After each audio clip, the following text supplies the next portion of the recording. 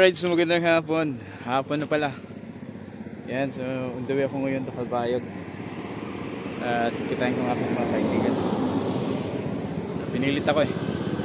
Tinawagan ako ng tinawagan kaya napilitan akong pumunta. So yan, yan ang gamit kong motor.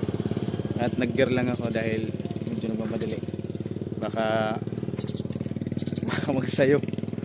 Ayan, so natirik maging istorya nila. So kahit pa paano mayroon tayong protection.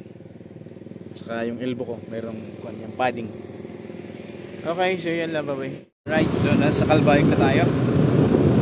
Nakakarating ko lang. Malis ako mga